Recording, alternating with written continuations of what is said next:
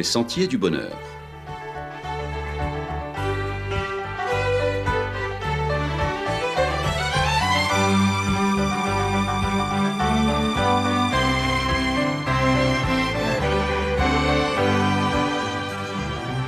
Une émission qui vous apporte un message d'espérance, de paix, de joie et de confiance.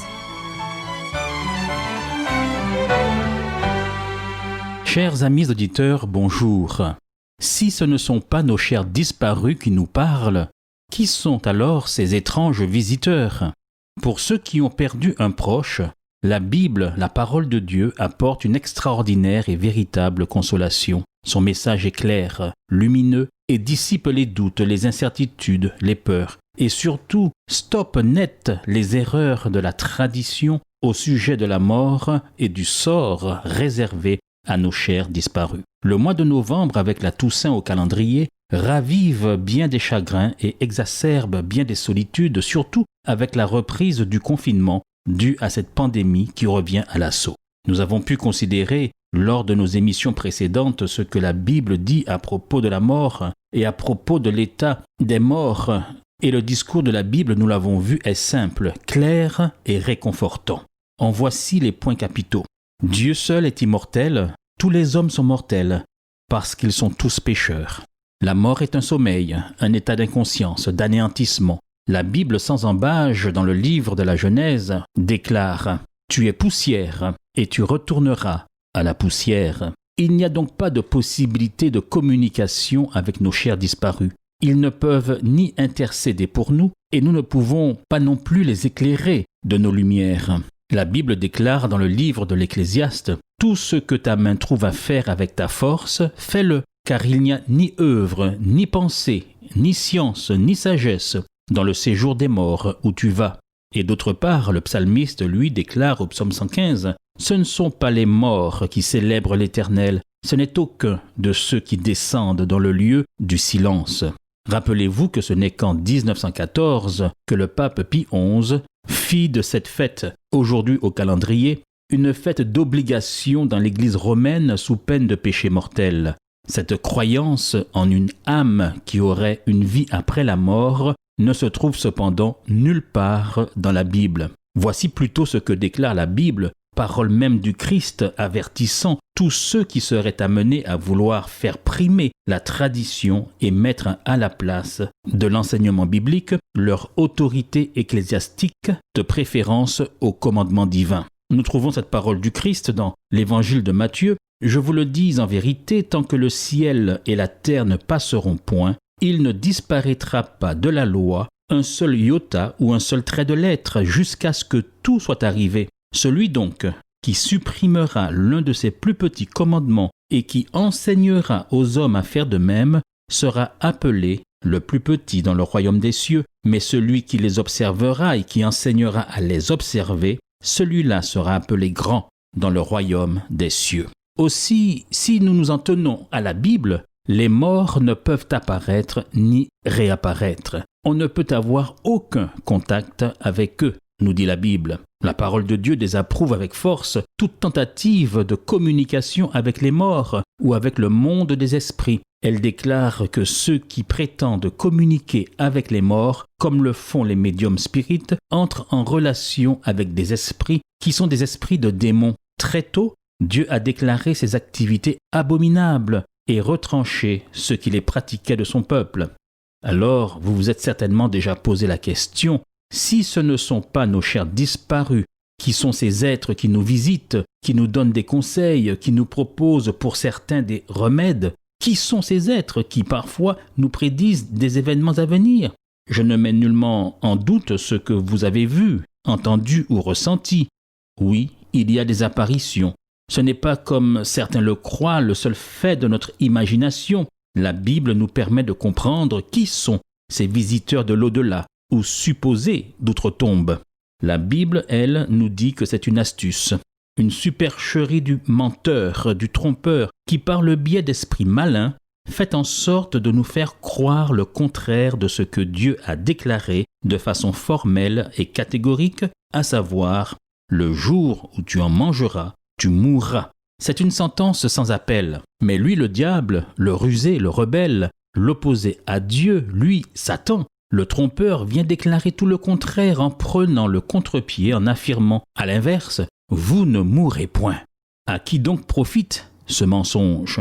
Bien sûr, c'est tout bénéfice pour l'ennemi de Dieu. Il est appelé menteur dans les Saintes Écritures, selon l'apôtre Jean, qui déclare à son sujet « Il ne se tient pas dans la vérité parce qu'il n'y a pas de vérité en lui. Lorsqu'il profère le mensonge, il parle de son propre fond, car il est menteur et le père du mensonge. » Et voici quel est son objectif satanique, en distillant la théorie fallacieuse selon laquelle, à la mort, l'âme pourrait survivre et se balader ici ou là. Son but, c'est de tenir les hommes et les femmes sous l'emprise de la peur et des manipulations des esprits mauvais. C'est d'amener les hommes à croire le contraire de ce qu'affirme la parole de Dieu. C'est mettre dans la tête des hommes qu'ils peuvent, par leurs efforts, leurs prières, leurs supplications, ou par les vains efforts de la science, se rendre immortels, et surtout par ce subterfuge leur faire croire qu'importe la vie qu'ils mènent ici-bas, ils auront droit à une session de rattrapage parce qu'à leur mort, des personnes, des proches bienveillants, prieront pour leur salut, de même qu'eux pourraient intercéder pour les vivants. C'est ici le véritable danger, la grave erreur. La Bible nous rappelle que tout se joue de notre vivant, pendant que nous sommes conscients. Et c'est pourquoi la Bible insiste en disant que c'est maintenant, pendant que nous sommes en vie, que nous choisissons notre destinée. Elle va jusqu'à dire « C'est aujourd'hui le jour du salut ». Elle déclare dans la 2e épître aux Corinthiens « Voici maintenant le temps favorable, voici maintenant le jour du salut ». Oui, c'est maintenant que nous devons nous repentir, c'est maintenant que nous devons changer de conduite, c'est aujourd'hui que nous devons nous convertir et mettre bon ordre à nos affaires, à notre vie. C'est aujourd'hui que nous devons nous mettre en conformité avec la volonté, avec les exigences de Dieu, car au moment de notre mort, c'est terminé, c'est fini, c'est trop tard. En effet, l'apôtre Paul nous dit de la part du Seigneur, dans son épître aux Hébreux, Dieu fixe de nouveau un jour, aujourd'hui. Aujourd'hui, si vous entendez sa voix, n'endurcissez pas vos cœurs. À notre mort, nous entrons dans le sommeil de la mort pour nous réveiller uniquement, et c'est ce que dit la Bible, c'est ce qu'elle affirme, pour nous réveiller seulement au grand jour du jugement dernier lors de l'avènement de notre Seigneur Jésus-Christ. Voici pourquoi l'Évangile est prêché dans toute sa clarté, en dehors de toute tradition qui voudrait nous faire penser que, étant morts, nous pourrions avoir un quelconque rapport avec les vivants, que les morts pourraient aider d'une manière ou d'une autre les vivants, ou que les vivants pourraient intercéder pour l'âme des morts. Oui, le message de l'Évangile, le message de la Bible vous est présenté en rupture et en protestation, avec tout enseignement contraire à la seule parole de Dieu, en dehors de toute superstition. Ceci afin de nous donner l'occasion de nous préparer et d'être prêts pour le grand jour du jugement, le grand jour de la résurrection. Chers amis, la vie, ce n'est pas le baccalauréat. Il n'y a pas de session de rattrapage. Toutes nos chances nous sont données aujourd'hui de notre vivant. Alors pourquoi ne pas profiter de cet aujourd'hui et faire le choix de la vie éternelle que le vainqueur de la mort a promis à tous ceux qui auront fait sa volonté? Ainsi, fort de cette promesse et de cette consolation, puisqu'il revient ressusciter et donner l'immortalité, la vie éternelle, à tous ceux qui de leur vivant se seront préoccupés de cette question essentielle. Fort de cette promesse certaine et véritable, faite par le ressuscité lui-même, à chacun d'entre nous et à tous ceux qui dorment du sommeil de la mort, à tous nos chers disparus, eh bien nous vous disons paix, confiance, espoir, consolation et bon courage dans cette période d'incertitude et à la semaine prochaine, chers amis auditeurs. Le ciel s'ouvrira,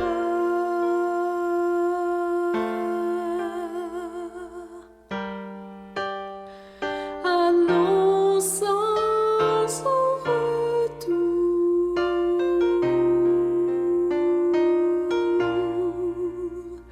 et tout l'univers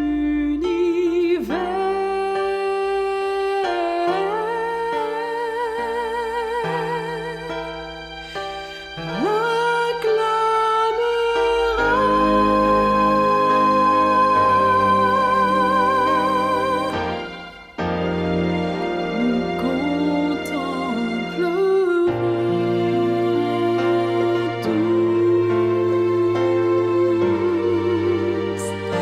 splendeur de sa gloire.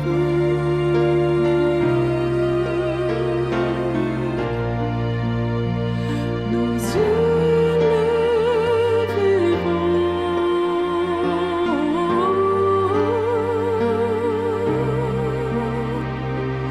face à face.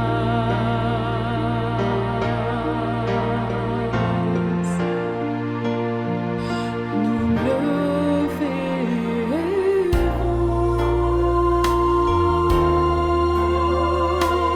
tous. Oui, nos yeux le verront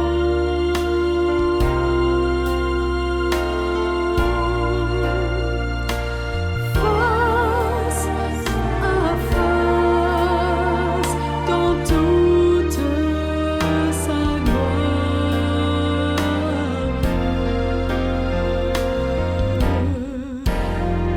Nous le verrons tous. Oui, nos yeux le verront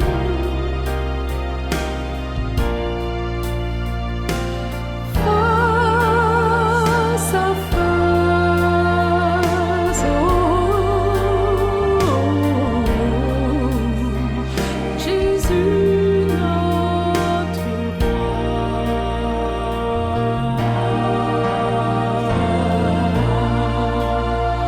Les anges annonceront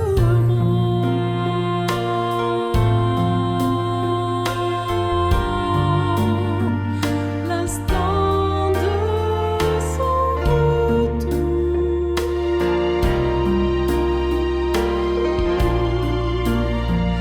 Les morts se réveilleront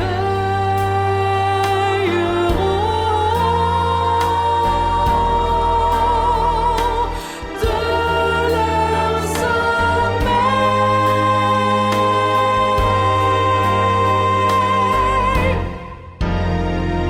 Nous serons changés tous, changés en un instant.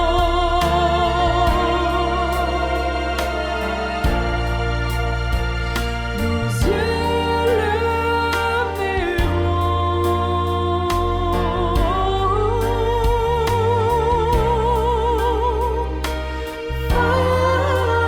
face à face.